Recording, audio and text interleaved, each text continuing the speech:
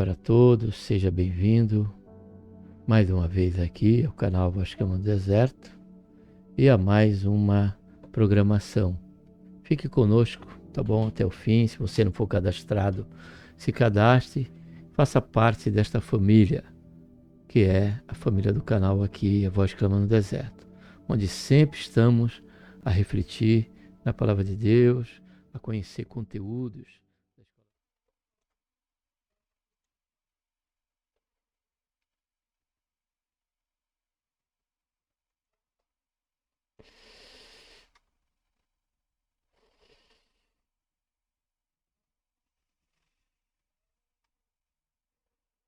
Gostaria de estar saudando a todos com a gloriosa paz do Senhor Jesus. A Ele seja a honra, a glória e louvor, e também a nossa gratidão por tudo quanto o Senhor tem feito em nossas vidas. Seja bem-vindo aqui ao canal, a Voz Clama no Deserto, e também ao quadro Jovens Sois Forte, onde estaremos conhecendo aqui mais o conteúdo da lição. Gostaríamos também de estar tributando a Deus a honra, a glória e o louvor, e também nossa gratidão por tudo quanto Ele tem feito em nossas vidas. Bom, o tema central, né, desse quarto trimestre aqui na classe dos jovens, tem como título central, tema central, exortação, arrependimento e esperança. O ministério profético de Jeremias. E o tema central, né, o tema, melhor dizendo, que vamos estar conhecendo o conteúdo, é a lição 7, que tem como título uma promessa de restauração. Então vamos orar. Pai, em nome do Senhor Jesus, nos colocamos, Senhor, na tua santa, gloriosa presença, pedimos perdão, Senhor, dos nossos pecados. Queremos, Senhor, te agradecer por esta tão grande salvação, pelo nosso nome está escrito no livro da vida, e pela esperança, Senhor, que temos de que a qualquer momento o Senhor há de vir nos buscar, para que onde o Senhor estiver, nós também possamos estar juntos, isso por toda uma eternidade. Queremos pedir a tua bênção, não diferente das outras oportunidades, Senhor, sobre este momento. Tua bênção, enquanto aqui estivermos conhecendo esse conteúdo, e que o Senhor tenha liberdade de falar aos nossos corações. Se for o caso aqui, Pai, fazemos algum comentário. Ser com cada um de nós e todos quantos vão estar aqui conosco, Pai.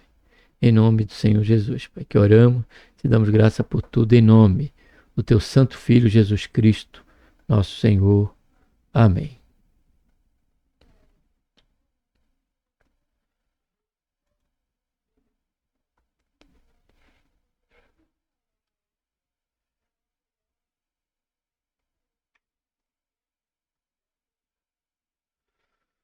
Uma promessa de restauração. Texto principal: não temas, pois tu, meu servo Jacó, diz o Senhor, nem te espantes, ó Israel, porque eis que te livrarei das terras de longe. Jeremias 30, 10. Ainda que Deus, ele levantava os seus profetas com o princípio geralmente de advertência, também de orientação, de alerta, tanto com respeito aos inimigos, como também com respeito à sua condição espiritual. Louvado seja o nome santo do Senhor, quando nós recebemos uma palavra, né, como esta promessa que o Senhor deixou aqui para Israel. Palavra de ânimo, palavra para que nós venhamos a perseverar,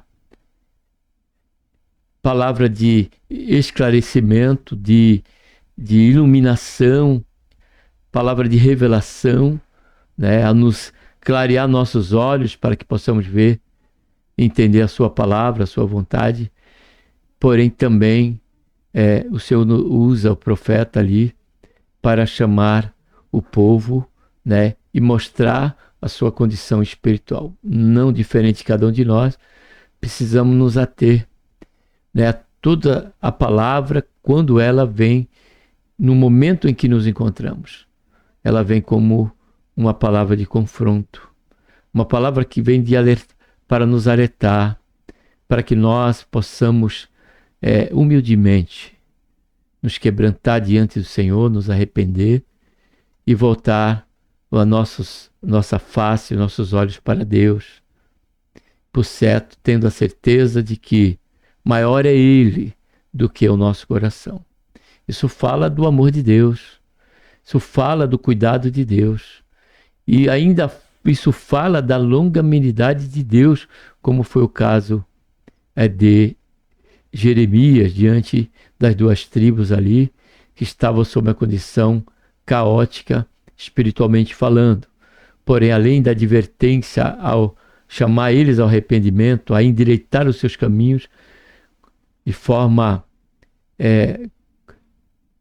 similar ou de forma em anexo, em adendo, vamos dizer assim, tinha sempre uma palavra também de esperança.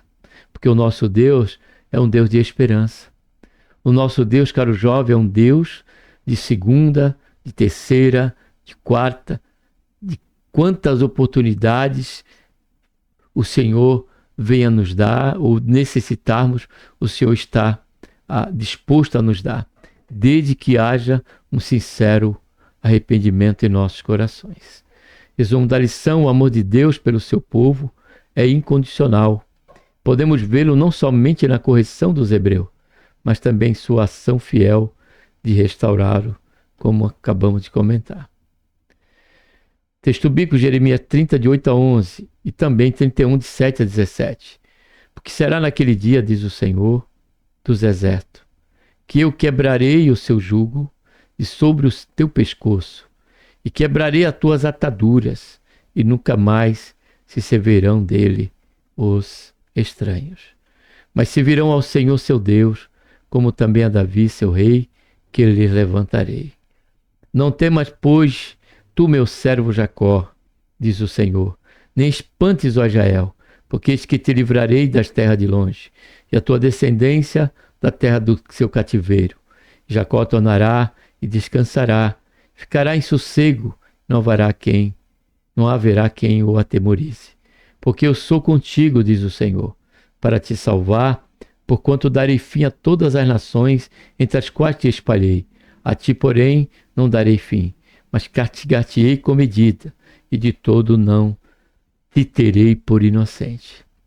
Deus não compactua com o pecado. Então, ainda que alcancemos a misericórdia do Senhor, haveremos em situações inevitáveis, sofreremos a consequência do pecado, ou seja, colheremos o fruto das nossas atitudes. Porque diz a palavra do Senhor que Deus não se deixa escarnecer. Tudo que nós plantarmos, caro jovem, nós haveremos de colher. E nós vemos essa realidade na vida de Davi. Davi, no caso de Betseba, ele se quebrantou diante do Senhor. Vemos isso no Salmo 51. Mas ainda que Deus o perdoou, ele ainda colheu os frutos da situação e da atitude que ele tomou. E o primeiro fruto foi a morte do primeiro filho por conta desse coito, desse relacionamento de adultério. Davi cometeu adultério. Então, o primeiro fruto foi aquela criança. A Bíblia diz que Deus fez com que aquela criança viesse a morrer. Porque ali falava justamente dessa questão do caráter de Deus, da santidade de Deus. Porém, Deus colocou o seu segundo filho já num conceito legal. Urias não estava mais com Betseba, ela na condição de viúva e estando ali além de Davi, ele já teve um segundo filho chamado Salomão, e Salomão foi um dos reis de Israel. Então Deus é um Deus de justiça, mas também Deus é um Deus de longanimidade, de misericórdia, de compaixão, um Deus de amor. Porque assim diz, agora 31, 7 a 17. Porque assim diz o Senhor: cantai sobre Jacó com alegria, exultai por causa do chefe das nações. Proclamai, cantai louvores e dizei: salva, Senhor, teu povo, o resto de Israel. Eis que eu trarei da terra do norte, os congregarei das extremidades da terra.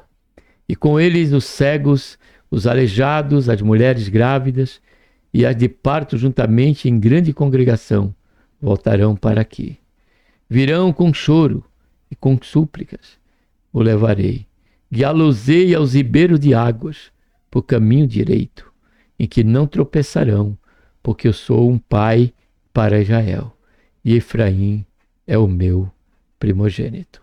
Louvado seja, engrandecido seja o nome santo do Senhor.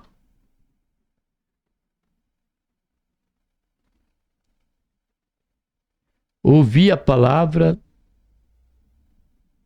do Senhor nações, e anunciai-as nas ilhas de longe, e dizei: aquele que espalhou a Israel congregará e o guardará, como pastor ao seu rebanho. Porque o Senhor resgatou a Jacó e o livrou da mão do que era mais forte do que ele.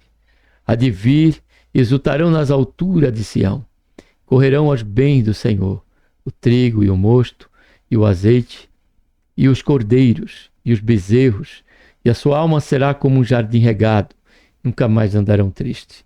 Então a virgem se alegrará na dança, e também os jovens e os velhos. Tornarei o seu pranto em alegria, e os consolarei, transformarei em regozijo a sua tristeza.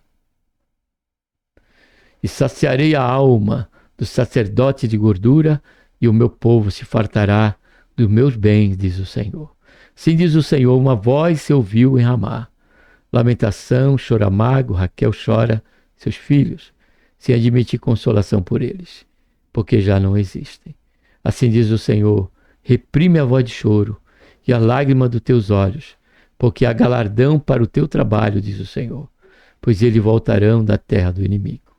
E há esperanças, observe no plural, no derradeiro fim, para os teus descendentes, diz o Senhor, porque os teus filhos voltarão para os teus pais. Nesta lição veremos o arrependimento como um dos meios pelos quais Deus viria restaurar Judá, completa e perfeitamente. É isso que precisamos compreender. Que Deus, ele deseja nos restaurar. O Senhor deseja nos transformar. Porém, para isso, precisamos se arrepender. Precisamos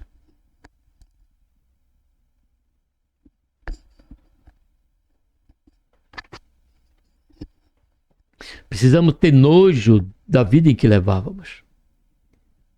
Examinando nossos caminhos, vendo as consequências que ele tem trazido para nós, tristeza, choro, desilusão, aperto. Porém, a partir do arrependimento, de um quebrantamento e de uma humilhação diante do Senhor, o Senhor tem promessa de restauração. O Senhor tem perdão para nos conceder, por intermédio da fé na pessoa bendita de nosso Senhor e Salvador Jesus Cristo. A aliança de Deus com o seu povo, o Deus de aliança. De acordo com o dicionário bíblico Wycliffe, a aliança é um acordo entre duas ou mais pessoas em que 4 elementos estão presentes: partes, condições, resultados e garantias. Em Êxodo 9, 3 a 6, esses quatro elementos estão presentes. Observe, Deus fala a seu povo, a condição para a manutenção da aliança seria a obediência, como resultado e garantias, Deus afirma que Israel pertenceria somente a ele, e ele serviria como uma nação sacerdotal. Semelhança do caráter de Deus, a sua aliança é eterna, perfeita e imutável. Assim também é a sua aliança. A aliança de Deus com o seu povo é sustentada pela sua fidelidade, e a sua misericórdia é prometida aos que guardarem esta aliança. Segundo subponto, a aliança de Deus no Antigo Testamento. De acordo com as Escrituras, a aliança de Deus com a humanidade ocorre tanto de forma condicional quanto incondicional. Na aliança condicional, como o próprio termo designa, as promessas divinas estão condicionadas à obediência humana, aos seus preceitos, afinal, elas são acompanhadas da conjunção se, reafirmando o seu caráter condicional.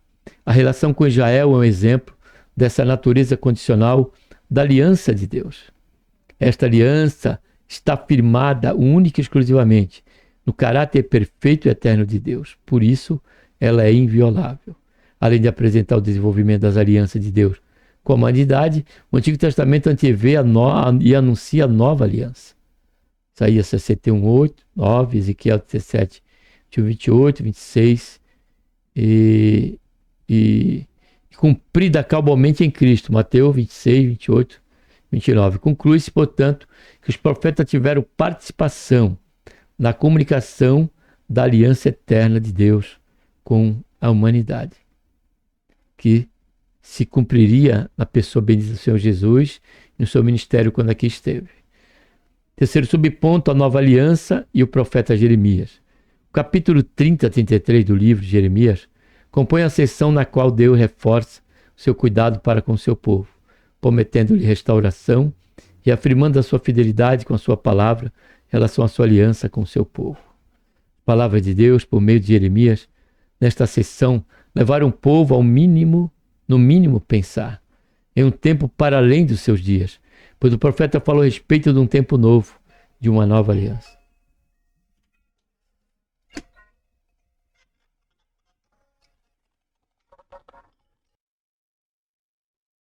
Desculpa, o telefone aqui tocou, mas agora eu coloquei não perturbe, não vai mais incomodar não. Podemos prosseguir. A restauração do povo nos dias de Jeremias representava naquele momento a libertação do cativeiro. Mas para isso eles deveriam compreender o pacto eterno de Deus com a humanidade. Vamos ler aqui o meio, que eu não sei se eu li todo. As palavras de Deus por meio de Jeremias, nesta sessão, levaram o povo ao mínimo pensar em um tempo para além dos seus dias. Pois o profeta falou a respeito de um tempo novo, de uma nova aliança. Acho que foi aqui que eu parei, né? Apontando a respeito de Jesus Cristo, a quem ele chama de renovo de justiça. Segundo ponto, o caráter de Deus e a restauração do seu povo. Justiça divina. Os atributos de Deus, isto é, as suas qualidades, dizem respeito ao seu caráter, que, de acordo com as Escrituras, são conhecidas através de suas obras. A relação do cuidado de Deus com o seu povo permite conhecer parte de seu caráter, como se vê a sua justiça, a sua fidelidade e o seu amor na promessa que fez de restaurar o seu povo que estava no cativeiro babilônico. A Bíblia apresenta Deus e a sua justiça como eternos. A justiça do Senhor não anula outros atributos como, por exemplo, seu amor, a sua bondade e misericórdia, antes o acentua. A justiça divina foi uma das bases sobre as quais Deus garantiu que restauraria o seu povo que estava cativo na Babilônia. Pois se por um lado a esperança e a alegria despontaram no horizonte de Judá, por outro seus erros não deixariam de ser corrigidos. Fidelidade divina. Diante da destruição de Jerusalém e da condição de Judá como cativo em Babilônica, Jeremias testemunhou e definiu as misericórdias do Senhor, reconhecendo seu caráter protetor, a sua natureza eterna e a sua capacidade renovadora. As misericórdias do Senhor florescem em ambiente de destruição e de perdas, pois elas se fundamentam em sua fidelidade. A fidelidade de Deus se sustenta no fato de que ele não pode negar-se a si mesmo. Ao falar por intermédio de Jeremias a respeito da restauração de Judá, podemos ver o seu caráter e, consequentemente, a sua fidelidade. Ele se apresenta como pai, como pastor que conduz o seu povo. Ele é também o resgatador, o consolador e a fonte que sacia o seu povo. Amor divino. Todas as obras de Deus, inclusive a disciplina aplicada, parte e fundamenta-se em seu amor, que, em hipótese alguma, anula a sua justiça. Deus demonstrou o seu eterno, perfeito amor por Judá. mesmo enquanto estava os disciplinando, primeiro porque o seu propósito era o de corrigi-los, depois porque não deixou de renovar a certeza de sua presença, do seu cuidado e de que no tempo previsto seriam restaurados. Deus demonstrou o cuidado especial com os mais fragilizados e necessitados, além de ter se colocado como o pai de seu povo. A restauração de Judá, portanto, foi fundamentada no amor de Deus, à semelhança de sua justiça e de sua fidelidade. E para término, terceiro ponto, o caminho e os resultados da restauração divina. Oração como recurso de restauração. Deus já havia garantido que Babilônia não seria a habitação permanente de seu povo. Pelo contrário, havia um tempo estabelecido por ele mesmo, e que, cumprindo este tempo, restauraria o seu povo. Ao renovar as promessas de restauração, seu povo, o Senhor apresentou a oração como um dos principais recursos de restauração, ou ainda como meio pelo qual a vontade de Deus é cumprida. Tanto a sequência do texto quanto de Jeremias mostram que Deus havia anunciado que salvaria o seu povo. E nós vemos essa realidade, né, por parte do próprio Daniel. Caro jovem, quando nós olhamos ali o livro de Daniel, quando chegou o tempo, segundo profetizado por Jeremias, de 70 anos no cativeiro babilônio, e Daniel alcançou esse tempo, a palavra do Senhor nos diz que ele orou a Deus, né, entendendo que aquele tempo tinha se cumprido. Mas ainda que Deus iria realizar essa restauração, tirar o povo do cativeiro e das algemas de Babilônia, Daniel orou ao Senhor. Então, ainda que nós tenhamos conhecimento da natureza e do caráter e dos atributos de Deus, como, por exemplo, saber antecipadamente o que nós vamos falar, Deus, ele espera de nós que nós venhamos buscar a sua face. Ainda que ele compreenda as nossas necessidades, a oração nos serve não só como um canal de relacionamento com Deus, um canal de estreitamento e de vínculo com o Senhor, mas a oração, ela reflete, né, a nossa total entrega e dependência, e também um ato de fé diante do Senhor.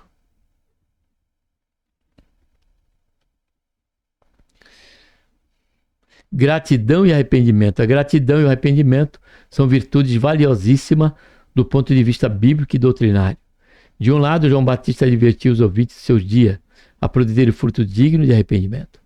Por outro lado, o apóstolo Paulo ensinou que as petições sejam em tudo conhecidas diante de Deus pela oração e súplica, com ação de graça. Com ação de graça, antes de receber, antes de se concluir, o Senhor espera que nós sejamos gratos. Porque a fé é o firme fundamento daquilo que não se vê e a certeza daquilo que se espera. Ser grato é reconhecer a própria limitação e acentuar o valor do outro. A gratidão é a atitude de uma pessoa que reconhece que não chegaria onde chegou se não fosse auxiliado por alguém. Ou seja, nós estaríamos hoje aqui diante desse canal e dessa lição se não fosse Deus. Se não fosse o agir de Deus. Então você que chegou aqui, está aqui pela primeira vez e ainda não declarou a sua fé, não houve um arrependimento da sua parte diante de Deus, observe bem, diante de Deus. Então, você está aqui nesse momento, também faz parte do ato providencial de Deus, para que você venha buscar a sua face, pedir perdão dos seus pecados, e a partir daí, ter o Senhor Jesus como seu Senhor, seu Salvador e também o seu Senhor. E através da palavra de Deus você venha estar consertando as suas veredas, pela iluminação, pela graça e o poder que Deus, por certo, Ele há de te conceder, tá bom? Em nome do Senhor Jesus. Ser grato é reconhecer a própria limitação e acentuar o valor do outro. A gratidão é a atitude de uma pessoa que reconhece que não chegaria onde chegou se não fosse auxiliado por alguém. A ingratidão foi um dos motivos pelos quais Judá foi levado cativo. Por isso, sua restauração visava levar este povo a reconhecer ao Senhor, servindo com inteireza de coração. Os frutos da restauração. O sofrimento de Judá no cativeiro babilônico foi tão elevado que o texto fala de choro, lamento e tristeza. Além disso, esse sofrimento é representado poeticamente pelo choro de Raquel pelos seus filhos, que são levados à Babilônia. Os futuros gritos de alegria seriam fruto da promessa de que o povo seria liberto do cativeiro. Além da alegria exuberante, o povo seria beneficiado com a salvação e a liberdade, com o descanso e o refrigério, representado na expressão águas tranquilas e o caminho direito. Parando aqui, caro jovem, vale lembrar do momento em que o povo de Israel voltou a Jerusalém. Lembrar do momento em que os fundamentos do templo, os fundamentos, tinham sido feitos. Diz que houve grande alegria naquele momento por parte do povo, que ao longe se ouvia os gritos de alegria e o choro, já de alegria pela restauração de Deus. Porque os alicerces do templo representam a nossa fé no Senhor Jesus.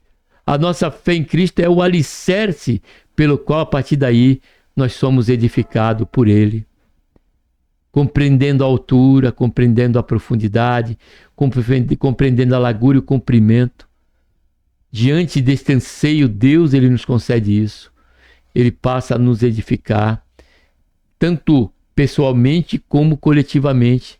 Por isso que os dons dentro da igreja são para isso, para o aperfeiçoamento dos santos. Porém, o alicerce, ele não mudou. O alicerce é a fé. É a fé na pessoa bendita do Senhor Jesus. Porque nós, Ele é o fundamento. Só que nós somos apenas pedras espirituais pelas quais nos colocamos na mão, né, deste excelso edificador, que é o Senhor Jesus. Que o Senhor nos use, que o Senhor nos conceda dons espirituais, que o Senhor Jesus venha fazer a sua vontade, realizar a sua vontade em nossa vida, através desse edificar a sua igreja. Deus prometeu fartura de alimento e restauração do seu povo a partir daqueles poucos que ainda estavam na Babilônia, incluindo os cegos, aleijados, as mulheres grávidas e a de parto, sem deixar de se dirigir ao sacerdote. Concluindo, esta lição é um convite a continuarmos reconhecendo a importância da oração seguida de gratidão e arrependimento, como meio de alcançar a renovação espiritual.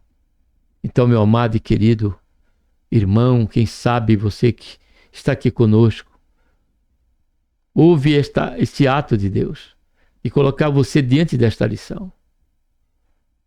Você que precisa de restauração. Então ore ao Senhor. Lembre-se dos feitos do Senhor, porque muitas vezes Deus usava os profetas, caro jovem, para lembrar de onde Ele tinha tirado. Ele falava, lembra-te da onde eu te tirei, do Egito, da fornalha de fogo. Para que eles pudessem cair em si e saber que um Deus que o tirou do jugo do Egito por uma iniciativa própria e o escolheu como uma nação para ser luz dentre os gentios, não por ser maior, mas porque Deus o amou. Deus demonstrou o seu amor e escolheu Israel. Assim Deus também tem feito comigo e com a sua vida. Então não permaneça distante do Senhor, mas volte aos pés da cruz, porque Ele tem restauração para você.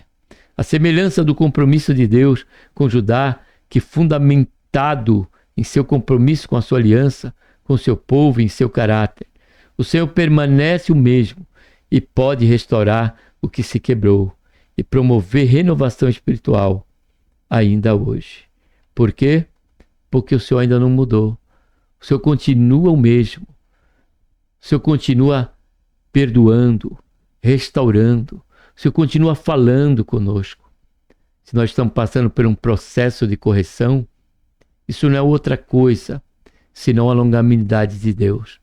Se estamos passando por um processo de correção, isso não é uma outra coisa senão a compaixão de Deus. Se estamos passando por um processo de correção, isso não é uma outra coisa do que o amor de Deus, a sua longanimidade, o seu desejo de que nós venhamos a voltar-nos para Ele, entregar nosso caminho a Ele, confiar nele. Ele diz: entrega o teu caminho ao Senhor, confia nele, Ele tudo fará, diz o salmista. Em Provérbios 5 ele diz: não se estribe, ou seja, não se apoie na sua própria sabedoria, mas confie em Deus.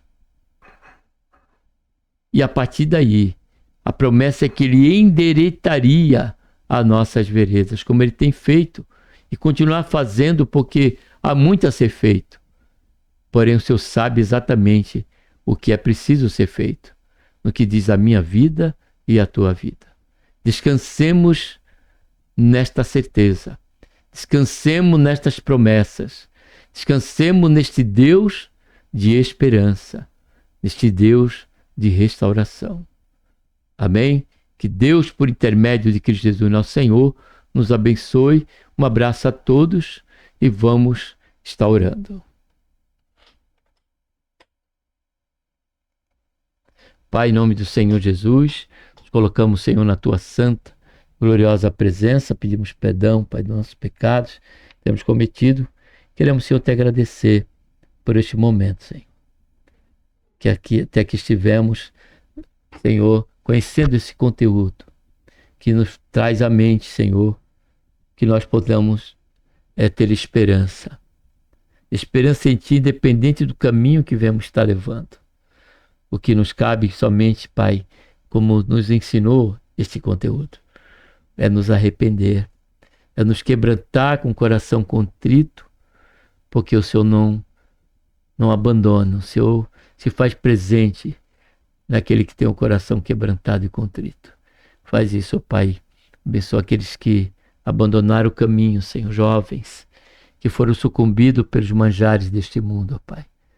Mas da mesma maneira que o Senhor enviou os profetas ao teu povo Israel, que o Senhor venha falar, Pai, com cada um desses jovens, daqueles que, a exemplo, Senhor, da condição de Israel e de Judá, acabaram por se afastar de Ti e se encontram cativos, ó Pai. Cativos ao engano, cativos, Senhor, aos seus próprios sentimentos, a seu próprio braço forte, aos seus próprios intentos, seus próprios braços, a sua própria vontade, Pai. Vendida a um coração perverso, mais do que todas as coisas. Porém, Senhor, nós oramos, nós intercedemos, para que o Senhor venha restaurar cada um deles. Em o nome do Senhor Jesus, Pai. É que nós oramos e te damos graça por tudo. Na certeza que o Senhor há de fazer isso. Há de restaurar muitas vidas, para que venha voltar aos teus caminhos e à comunhão com o Senhor. Em nome do Senhor Jesus, Pai. Amém.